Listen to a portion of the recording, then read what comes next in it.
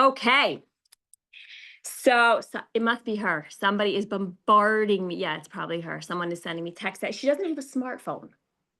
She does not have a smartphone. They told her that she's going to get access to her phone over vacation, but they said 1 hour a day. She's like, 1 hour a day, forget it. Like I can't be like 1 hour a day. Get back to my phone. So she borrows random phones to somehow get me pictures. So so I see this random number coming through.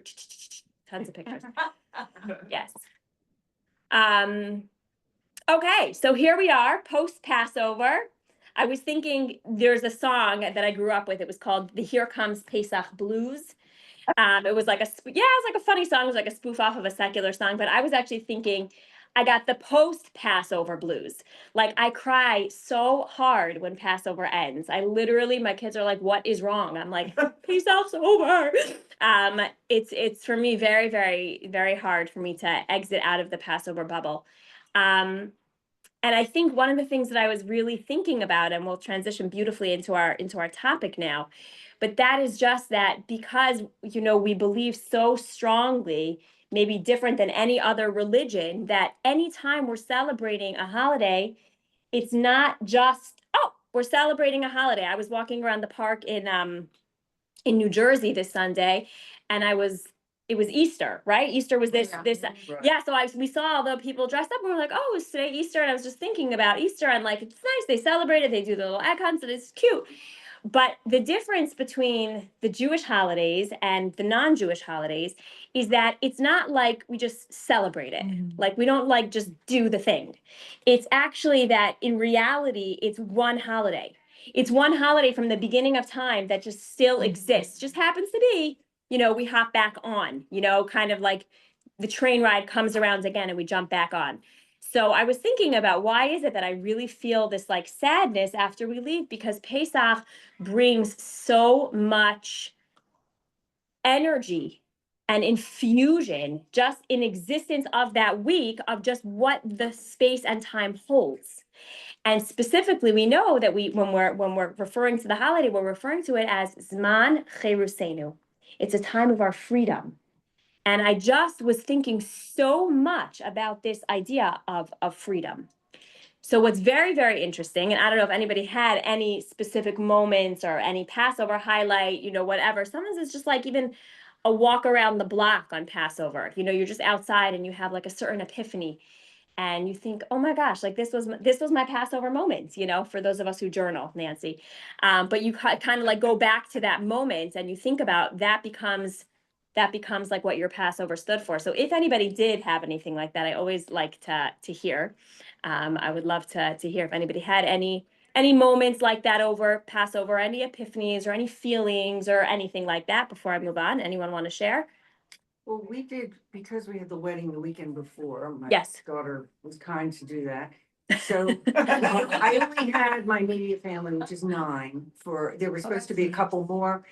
And normally I have at least 24, 25, or 26 or something. Yeah, try parking in my neighborhood. Oh, that's so funny.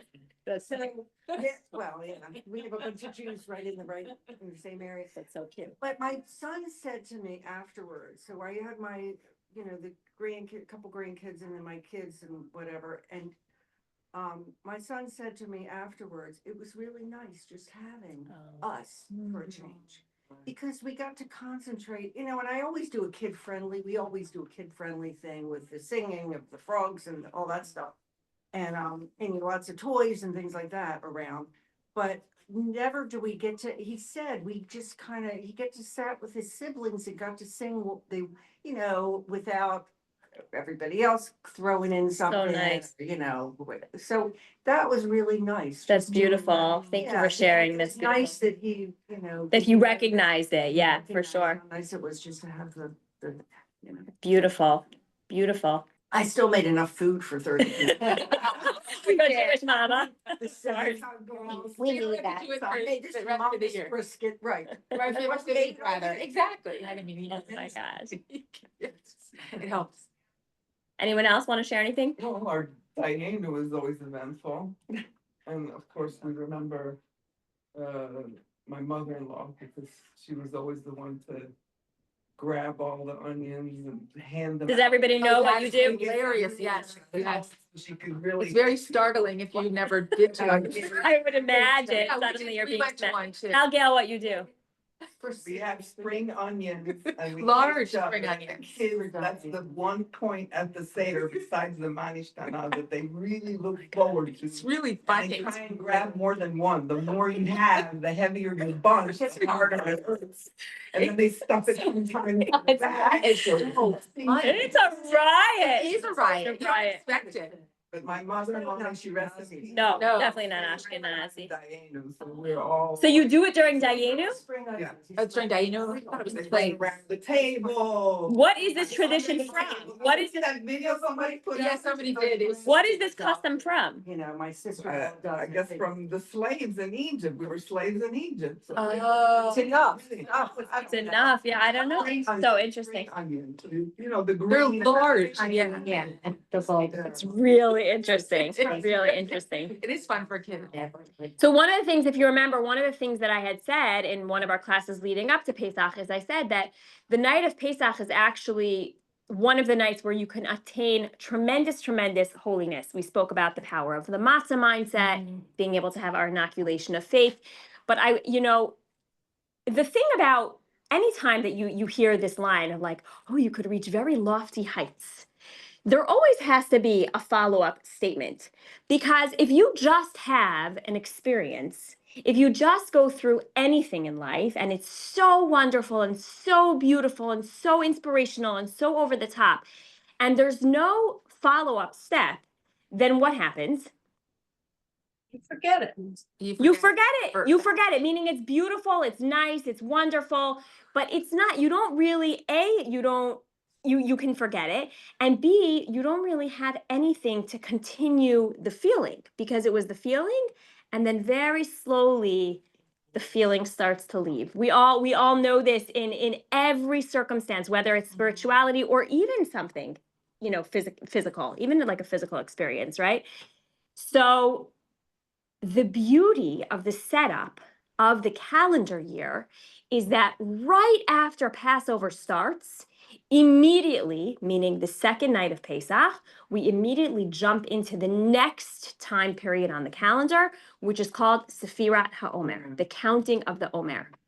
And the truth is that the Sefiras HaOmer, the whole idea of it, yes, it happens to be that, it every day represents one of their days of the journey as they were trying to get towards receiving the Torah. But if you think about it, what it does is it gives the structure.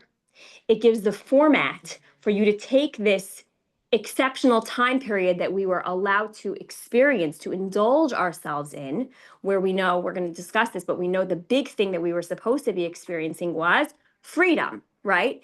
And then you go and you put it into this 49-day calculation where we're supposed to be counting up, where now we can work on polishing ourselves, on refining our developing our character so that we can be the proper recipients of the Torah. Now, I think that what's very, very interesting here, I heard this idea by Rabbi Akiva Tatz. He talks about the idea, first of all, it's just important to recognize any time that you're going to think about the Torah, we're going to actually read this inside over here, but you have to realize that the thing that needs to happen when Hashem gives us the Torah is that there needs to be a receiver. Anytime you want to give, there needs to be somebody to be able to receive. If you give and give and give, and the person is not receptive or the person is not receiving, there's some kind of a block. And I think that one of the things that happens to us actually is that because we are so exposed to values of different societies, values of a non-Jewish world, which we live in, we end up getting a little bit, it gets a little bit confusing, a little bit gray, where sometimes we forget, like, what are the Jewish values? What are the values that are not Jewish? What do I need to be a receiver of? Where are the things that I need to take from Judaism and apply them to my life? And where are the things that have crept into my mindset and lifestyle that I don't even recognize are not Torah. And perhaps the first one of this category is actually the category of freedom, where Jewish idea of what freedom actually means is very different than what non-Jewish definition of freedom means. So we don't have to get into exactly, it would be a whole other class for me to get into what the definition of non-Jewish freedom is. But how does Judaism define freedom? One Yeah. thing that comes to mind is we always think Moses just said, let my people go.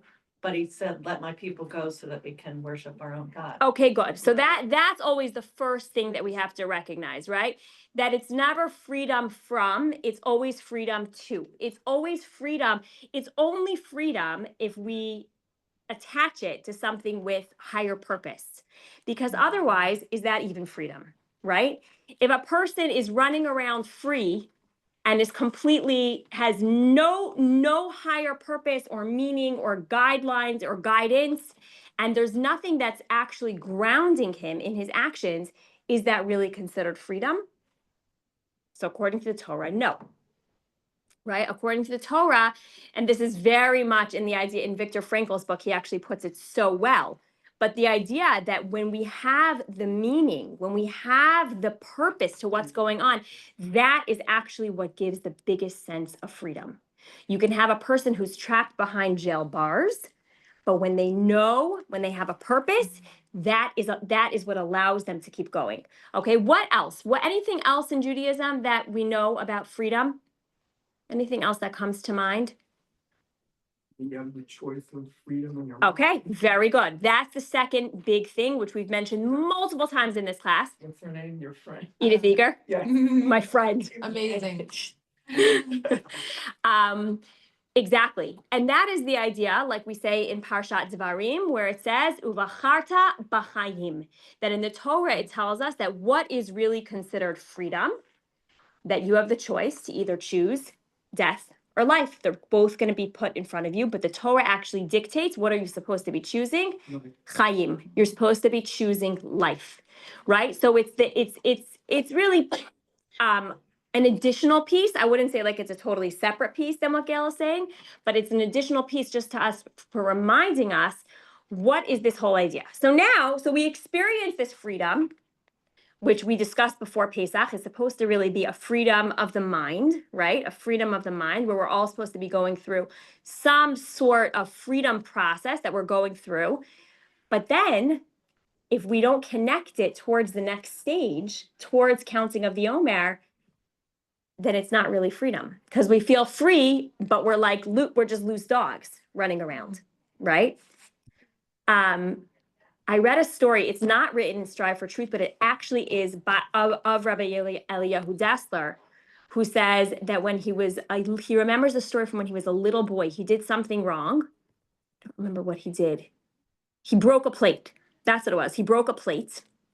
He knocked a plate over, and he got in big trouble for doing it. He was like being silly or whatever it was, and he got in big trouble for doing it. And he remembers that his mother was yelling at him, but after it was broken, she like picked him back up and she fed him his supper and she gave him his bath and he went to bed. Okay, that was the end of the story. A few weeks later, says Rabbi Dessler, he was watching where a chicken from their backyard got loose, and the chicken somehow also broke a plate. Yeah, this is the way the story goes. The chicken was like in the house and he flew around and he knocked over the plate. And he witnessed what his mother did was she picked up this chicken and she threw him right back into the coop. And Rabbi Dessler says that at that young age, he recognized, and here lies the difference between a human and a chicken. He said, because when the chicken did the mistake, all he's able to do now is just be thrown into his coop, eat his little, chicken food, and carry on with whatever he can. When I made a mistake, I got in trouble, but I still got to eat at the table. I still got to be a human. I got to get a bath. I got to go to bed. I got to wake up the next morning and have freedom. And he said at that young age, he recognized here lies the difference between an animal and a human. Sfiras HaOmer is actually exactly that. And it's interesting because it starts off, if you remember I said this last year, but it's just an important thing. Omer is actually, the counting of the Omer was a barley offering. A barley is considered animal food. And it started off animalistic. We are animalistic. We are humans. That's what it is.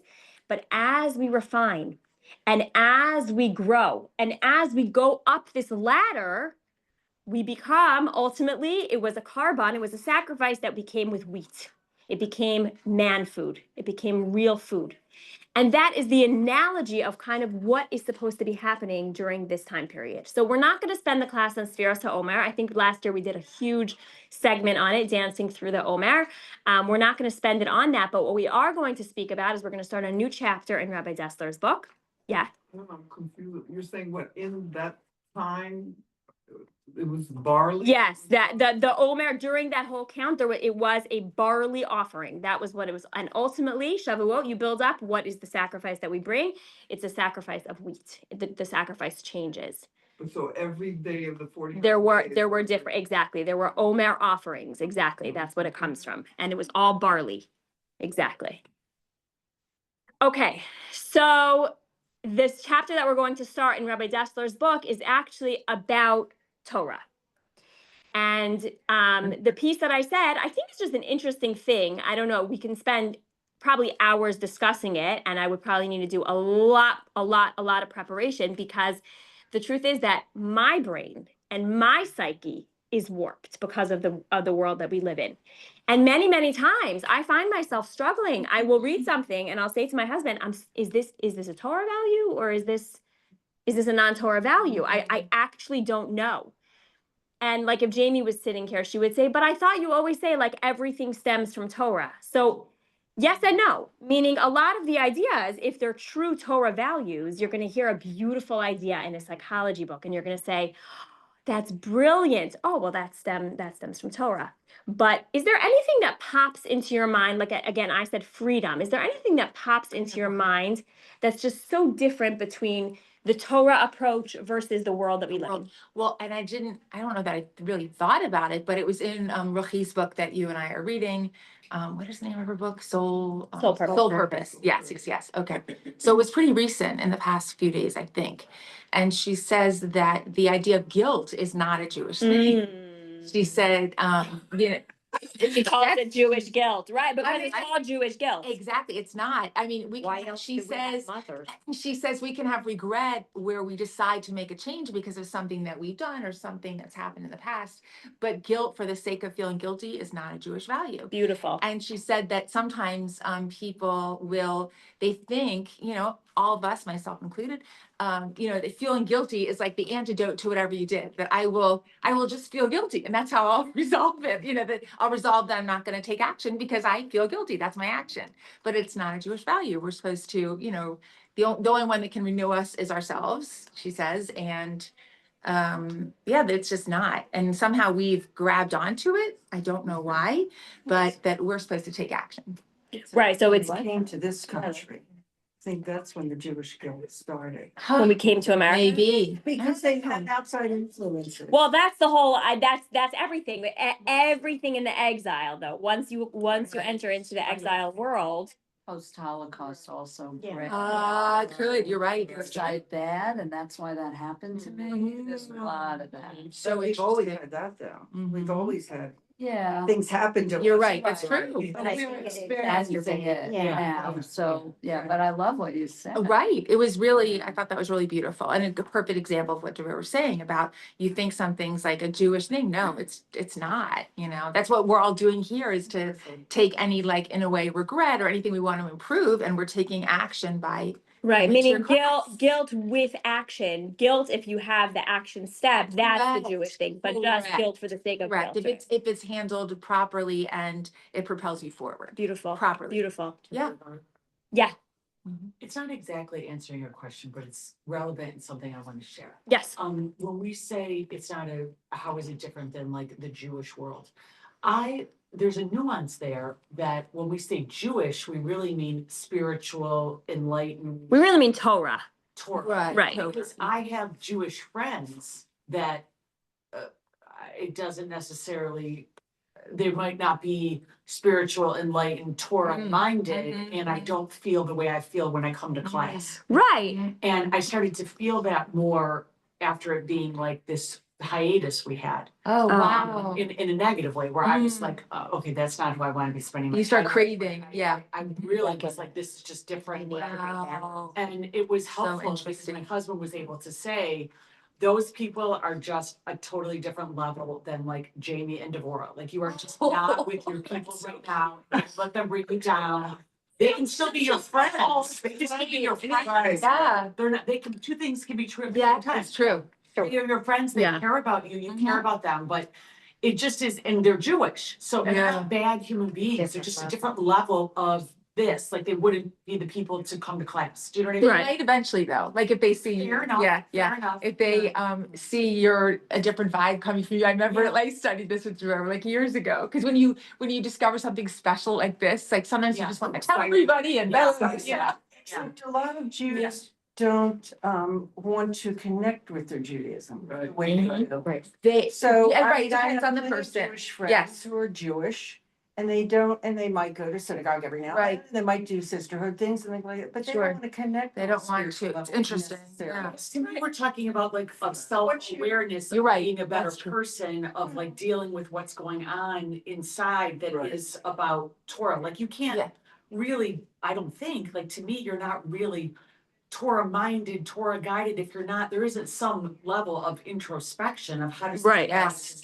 Right. Absolutely. To me, it's a little different than like, do they go to shul or not? No, 100%, but I'm guilty of this as well. I just want to make that clear. Like, I live a very Torah observant lifestyle, and yet the trap of what secular society throws onto us is it's exactly that. It's a trap. And it's choking. And I think that in order, hopefully, like this section that we're going to learn now is just going to, even just to think a little bit differently, just to even pause and be like, huh, like, is that a Jewish idea or is that not? Like what Rachel said about guilt, like we think of it, it's even called Jewish guilt, you Right, know? right. But it's actually not a Jewish idea. Listen, we had the whole chapter in here of ambition. We redefined the whole Torah perspective of ambition, which if you think of ambition from a secular perspective, you're talking about a totally opposite approach. Mm. So it just is interesting. And again, I would be fascinated to start that conversation, just going through value by value, even just thinking about a day in the life of me and how many things that creep in that might be wonderful. But are they actually truly Torah values? Now, if they really are good, chances are they probably do stem somewhere from Torah. That's the chance. But Christianity came from Well, Judaism. exactly, exactly, So- exactly. So just about friends and everything in Pirkei Avot, when you taught us a Yeah, lot about that, just associating yourself with yes, a group of people that don't gossip as much. or right. Don't complain about, everything, or it's like kind of who you shift to. Yeah. and 100%. it hard. really It's is. very Shift difficult. is an important Oh, word. we have a hand. Is that we shift. Yes. Right, and it's not bad. if Renee, I you see you. love 1 second. those People and get a charge out of them, but it's a Right. different, Get a different charge in this room. right. Yeah, yeah, yeah. Right. We have a comment on Zoom. Renee, go ahead. Like I was at the grocery store during Passover, and this lady said to me, "Do you know why they have so many Easter candles out for Passover?" And I was like, "No." Yisker. Yes, she did. I know, it sounded like Yes. Easter. And I was like, "No, I never knew you were supposed to light them this Okay. before the last day Yeah. of Passover. We never knew that." Look, you learn something new this is what my grandmother would say. Honey, you learn something new every day. It's true. So obligated this year after Yeah. how many years of never lighting Wow. them? Okay. Mhm. It's okay. So this Yeah, year, we'll figure it out as we go. we had an array of candles out. A whole array. Okay. before, but Yes. we also use those candles, those. Yes, yes. Sit on Yeah. the light the next night. Correct. And what happened to me? Did it go out? Went out. Oh, gosh. I said to my husband, I give up. I said, no, no. They're no, supposed to no, last, no, but sometimes they grabbed- blow out. he said, Oh, he an grabbed actual the Hanukkah candle, went to the neighbor. She said, oh, happy Hanukkah. She lit it and he brought it back and I was able to. Oh, that's so funny. Oh my goodness, that's really funny. You should have a Jewish neighbor. No. Oh, a lot. Oh, no, but I'm Lots saying- of moms. No, you just have to get it from another pre-existing flame. You just can't Right. light it You in saw flame. Goyen? No, we don't use that word. Non-Jews, A non-Jew. yes. Goyim just means nations. Oh. Someone from another I was nation. thinking about the Shabbos. Goy. Yeah. Yeah, No, you could use it. It's just not the nicest. that is a sore subject in my neighborhood. No, because you're Yeah. supposed Yeah. to light from a source. Mhm, right? existing flame. So I went- No, no, no, went 'cause to the neighbor. Any other, I want to actually move on, but any other like values that just pop off the top of your head that you can think of? Anything else that jumps in? The Yeah. not Lashon hora, the not gossip. I mean, I didn't get that specific, but you knew what they were doing. Right. The gossiping, the being critical of the But that's- Lashon hora is Yeah. Right. Be doing, right? Right, 100%. But I'm saying more like, are there values that we see that have creeped in? Meaning, are there people who sit around and think that gossip is a good thing, or you're just saying that people just don't think? They just don't think. They don't care. They just don't even care. They just don't even realize. They're socializing. No, they Right. don't. Right. Yeah, It's just like. different What's that? mentality. Right. What, Amy? I think they realize, but I think they're too, I don't want to say anything either, but maybe they're just thinking too much of them. They don't care to,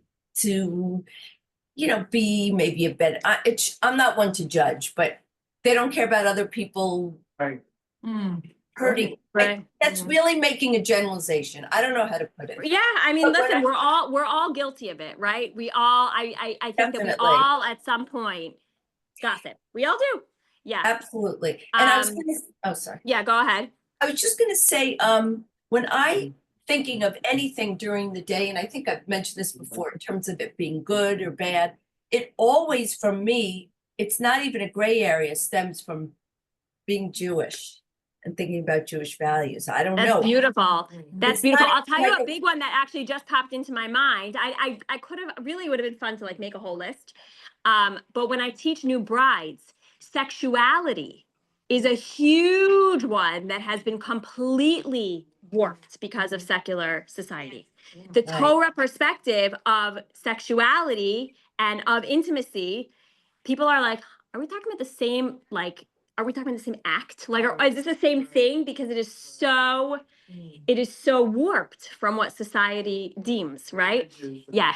Yes, exactly.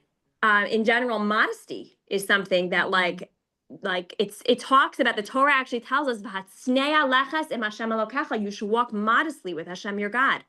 Whereas the concept of modesty within the secular world, it creeps in, right? The more exposed you are in today's society, like the more, wow, like you've built more accolades for yourself. Like, wow, it's even better. Like the more, I mean, look what goes on. Look at the people that are walking down the red carpet. Have you ever seen such exposure? So it creeps in every way, And in social media, modesty in social media. Right, for sure. And not so much even physical, but Just what you're putting sharing, out there. what's going Exactly. out there. Exactly. Yeah, Absolutely. Interesting. Yes. Yeah, right. That's true too. Yes. What did Amy say? I didn't hear her. What did she raise as the item? She was just saying that when she thinks about when she makes decisions, she is like trying to really always think like about Jewish values, like trying to put the Judaism piece first. Well, Yes, Amy? no, I was just saying, I don't even think about it. It's weird. It's just part of like being Jew. I don't know. I don't think whether it's really a Jewish value or not. I think of, well, I do. To me, it's like I'm Jewish, so there's no other way to think if it's in value, regarding your value. Internal value. I don't know how to express it, but That's I think you're saying it right, Yeah. and I challenge because I like even this conversation is making me question a lot of things, but meaning certain things that you do or the automatic, like this is a Jewish value, but it will be interesting. Follow your week around. Follow Yeah. your week and just start to think, start to notice like the decisions that you make, the way you think, the words of the lyrics on the radio, like what things have just crept in that have become a given that really are not a Torah Just thing. like she said, guilty. I wouldn't have thought Guilt, that. Right. freedom is a huge one. I'm telling you that that whole idea of freedom. We've talked a lot about this, but the idea of modern idol worship, you know, which like, Ah, you know, like, what we idol. yeah, what Idolizing. yeah, exactly. So it could be, you know, for me, like I have to watch it with like fashion or jewelry or, you know, I do. Like, Yeah. Because you're like, it's I attractive. love it, You love it and yes. you, Yeah. but Yeah, you like it. so right, Yeah. right. So we talk about elevating, you know, elevating material, but still it's like, there's a lot of materialism out there, Yeah. you know, Yeah. to watch out for.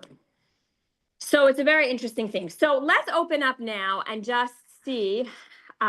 It's beautiful. I mean, it really, especially as we're gearing up towards the giving of the Torah, but we're going to read it paragraph by paragraph here. And it's actually, this one is in the second book, so I'm jumping around. But it's called Receiving the Gift of the Torah. Okay. And actually, we refer to Matan Torah. Matan in Hebrew comes from the same root as notain, the nun taf nun. It's a palindrome actually for giving, right? We said that when you give, you also get back. But Matan Torah, the giving of the Torah, matanot or matana in Hebrew is also a gift. So it's the giving, the gift, right? It's the gift. I love Edith Eger's second book called The Gift, right? Beautiful. Okay. So he says, Shavuot is described in our prayers as the time of the giving of our Torah. In what sense is this Shavuot that we are now celebrating the time of the giving of the Torah, since surely this has happened over 3,500 years ago? So this is going to touch upon the piece that I was saying in the beginning. I have heard from my teacher of blessed memory that we should not think of time as passing over us, but rather as ourselves moving through time. For example, there's really only one Shabbat, but we move through weekly cycle and re-experience it week by week. Similarly, there is really only one Shavuot, and in our cyclic progress through time, which we call the passing of the years, we return again and again to that same Shavuot, that very same time at which the Torah is being given. It is not merely a memorial to a past event, but the actual time of the giving of the Torah. With the investment of effort, we could, in fact, re-experience the giving of the Torah now on this very day. Okay, so this is the same idea. On the last days of Passover, the seventh day of Passover, was the actual day that the sea split. It's the day that we sing the song of Az Yashir. It's the day that it actually split. My husband came back from shul this week, and we were sitting at our table. He's like, now would be the time, like right now. The sea was splitting. Like the energy that we're tapping into right now is the energy of the sea splitting. So it's an unbelievable thought. Just when you think about like what energy is there, it's mind-boggling. Here he says the point that I made about the receiving. The time he calls this acquiring Torah. By the way, what does the word acquire bring up for you? Does it bring up any thoughts when you hear the word acquire? Take possession. Yeah. Take Can possession, be buying. buying, Achieve. achieve. Does anybody think of like Passive. work? To acquire, you need work. Oh, yeah. Does anybody think about that? Like Yeah. to acquire something, you need effort, right? Effort. Okay, good. Process. and permission. Okay, good. So the time of the giving of the Torah, one can only take when something is being given.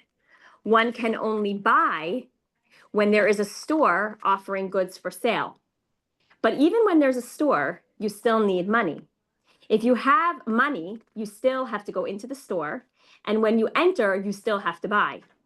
Similarly, at the time of the giving of the Torah, if you want to receive the Torah, you first have to be in the place of Torah. Then you have to pay by intensive effort, and then you can take the Torah into your heart. Failing this, in the words of Eliezer ben Poriah, who was the king, who worked with the king of Yanai, says that the Torah is rolled up and lying in the corner. Whoever wants to learn, come and learn. But who wants to?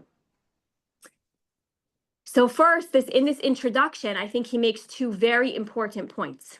Number one is that Hashem can give us the Torah. The Torah can be there. But unless we're going to put in effort, it's going to be very difficult for us to actually acquire the Torah. The whole idea, do you remember years that actually that was when you first started, started coming to class when we were in the middle of the 48 Ways of Wisdom? Yes, like the end of it toward the Yeah. end, yeah. So years ago, at least 5 years ago, we were studying, it says in Pirkei Avot, Ethics of Our Fathers, that there are 48 ways through which to acquire the Torah. And those are actually, Rav Noach Weinberg put those into the 48 Ways of Wisdom course, right? Great book. Wow. It's a great book. It's a great book. That was the book that I was teaching from. But those ways, which are a lot of effort, he says those are the things you need to work on to actually be able to acquire the Torah. As we go through the days of the Omer, and each thing is helping us refine a different character trait a little bit differently, the goal is for us to be able to actually say, okay, God, we've put in some effort, we're here to receive, right? But oftentimes, as he describes, the Torah just stays rolled up in a little corner, and we don't actually have the chance to acquire it or to access it or to do anything to even taste the sweetness of what it is. And that's the sadness of what our generation is struggling with. And it's not just secular Jews. It's even the most growing up in the most Orthodox of Orthodox places. We forget that the Torah needs to be acquired. It is our gift, but it needs to be acquired. And I don't understand what? in the community you live, Yeah. that they're not accessing it, they're not acquiring. No, It's- because but it's in their face, isn't it, every right. day? So first of all, you could be living Mhm. and you can be living. You can be doing the things and not even understanding the why, the where, the how. It's just robotic. It's not any part of the mind. You're not actually accessing it, Got it. right? The whole idea, Sfiras HaOmer, is called Sphira, which comes from the root word of lispor, which is to count, but it also is the Hebrew word sapir, which is a sapphire, which means that there's something that's supposed to be shined. There's something that has to be polished, right? Polishing takes work. You don't just, I was so happy. Me and my son polished all of our silver for Passover. And my father-in-law actually noticed. He's like, your silver is so shiny. And I was like, thank you so much for noticing. But like, it takes work. You don't just have a shiny silver closet. Like it took work. So that's the answer. Okay. You can I just have wanted it and you can forget and you cannot acquire and you cannot work on it. And the other thing is that, he talks about it being rolled up in the corner of the room. I say it's just we're sitting on it. We're just sitting on it and I have no idea that it's even there. We're just sitting on a treasure that we have no idea is even there. Okay. So we're going to just move on a little bit. Some of this stuff that he says is very, it's a little bit lofty, so we don't have to get super into it. I'm even thinking maybe I'll just pick and choose over here. Yeah, okay, so he says that Rav Moshe Chaim Luzzatto, who, by the way, is the author of another phenomenal book. I was debating between his book and this book, Mesilat Yesharim, right? The Path of the Just. He says he wrote that God's light has no limits. The limitation lies, where does the limitation lie? Yes. In us? Yes. In us. Only in the recipient, whose windows are darkened by his own biases. In that case, we may ask, what room is there for such over nicety? I don't even know what that word is, but that's what it says, over nice, touch on that. Nicety. Nicety. Nicety? Okay. Yeah. What room is there for over nicety in the giving of the Torah? If we ourselves are being darkened, surely its light breaks through all barriers. So he says the explanation is, and this is what Rana said before, it lies in the following direction. Rashi writes, our great commentary Rashi writes on the words, Uvacharta b'chayim, that you should choose life. And he quotes Rashi in that book of Deuteronomy. I teach you to choose life, like a man who says to his son, choose a goodly portion in my inheritance, and who then places him next to the goodly portion and says to him, this is what you should choose. When we open up the book of Ethics of Our Fathers every week, which by the way, we're starting to study, I believe this Shabbat, because the Shabbats are getting longer. And so this is when the book of Ethics of Our Fathers is studied. But every chapter starts the same way. It says, I'm forgetting the actual way that it starts, but it says, Yesh lo chelek la'olam haba. To every single Jew, he has a portion to the inheritance.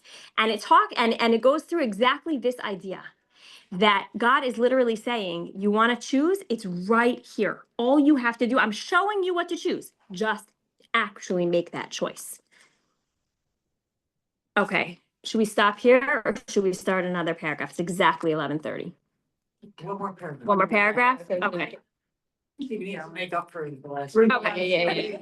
We need more to get through the day, right? Okay, so it says, we're going to enter into now 3 stages of what this process looks like. We can distinguish 3 stages over here. One of them is I teach you to choose life, okay? That, by the way, is a teaching. I teach you to choose life. God's light has no limits, and he who sees it has no doubts that truth is reality and what is false does not exist. Okay, he gives an example from this. I'm going to skip that. The second layer, so the first one is choose life. The second one is, but what if the heart is blocked and the windows are blackened? What if the heart is what? Blocked and the windows are blackened. We didn't say the point yet. He's just asking the question. Then, if one makes an opening in his heart, even as small as the point of a needle, he attracts heavenly help, which places him next to the good portion. This is what is meant by the giving of the Torah. So the first point is that he teaches us how to choose, how to make the good decision, to choose life. The second point is that if you feel like your shades are just too dark and you're like, I am living in a black hole, I do not know how to access this. His remarks are, all you got to do is just find one tiny little opening and just cling to that tiny little opening. First of all, he doesn't say this, but first of all, chances are, once you cling to that opening, it will expand. But even if it doesn't, he says, even if you just cling to that one little piece, that is considered your portion.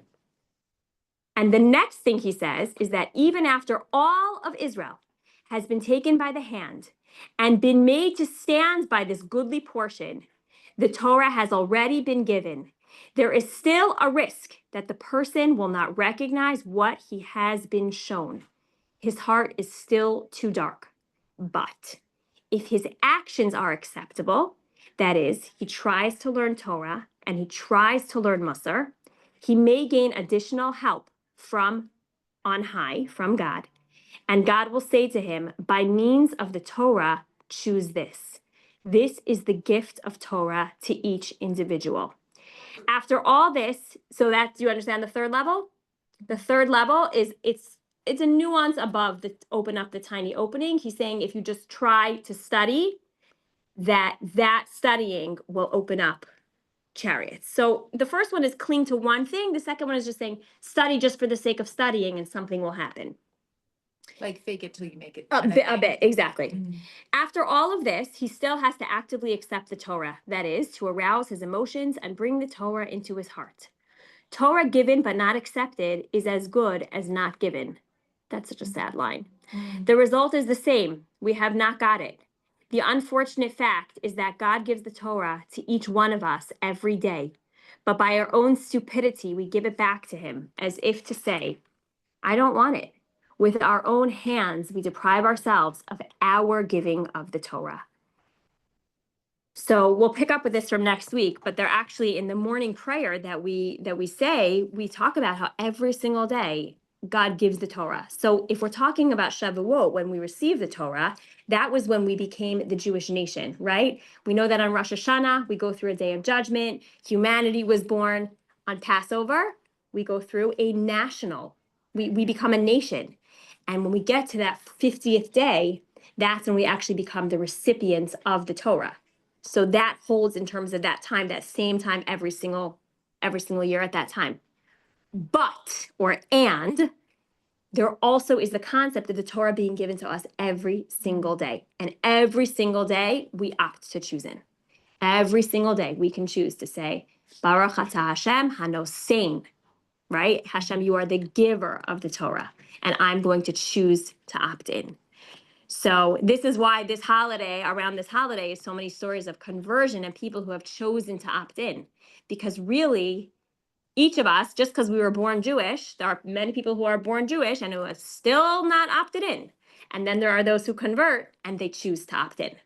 So that's why like Shavuos time is oftentimes, which is why hopefully we're going to get to it a little bit. We're going to discuss a little bit about the book of Ruth, but the whole story of Ruth that we read on Shavuos itself is this story of somebody who really chose to live her life in that way, who opted in. I'm hoping that when we finish this idea up, we'll get a little bit into the book of Ruth before Shavuot. It's hard to believe that in these difficult times that we're going through right now, that there are people that are opting in, that non-Jews opt in. It's unbelievable. It's unbelievable. One, I don't know if I told you, was that famous nanny in Boca. Oh, yeah. I saw. This young woman. She converted my Jewish nanny. Oh, it's so yeah so my now She's Jewish so nanny. Cute, yeah, Yeah. and young, she's so young. My good friend Yafa Palti was the one who taught, like she learns with her. Oh, So wow. Yafa Palti. So I knew. So it was I don't want to secret. no, she was very she was very quiet about it. No, Yafa didn't tell us until it was public, but she was talking about she's learning with this convert. What should she get her? This and that. And then like the day that she went public, Yafa's like, now I can tell you who this was. If you're on social media, she just has a massive platform. She was Yeah. a nanny, a non-Jewish nanny for an Orthodox family. That's our. And she was so But she was so taken by fascinated their lifestyle that she did a full Orthodox conversion, the whole thing. So she went from my non-Jewish nanny to my now Jewish nanny. It's so Parents, stuff. Oh, that's wonderful. Only in America. It's amazing. Yeah. Yes. It's so funny to hear her speak like the Yiddish. She's That very is funny. Chabadnik, so I'm listening. That's so funny. But to your point, I think you're right. I think it is amazing. And I remember taking converts to the mikvah, and the Beis Din asks them, and it's totally chilling. They're asking them, we are experiencing a high rise of anti-Semitism right now, and you could be persecuted, and da da da. And they're asking, do you still agree to become a Jew? And they're looking up like, yes, they're in the mikvah. Yes, I agree. Wow. Ah, exactly. I'm gonna Yes, stop both. this. Pictures in Israel. they Oh, yes, posted. yes. Unbelievable. They were in tears. when It's they become incredible. Jewish. Yeah, the idea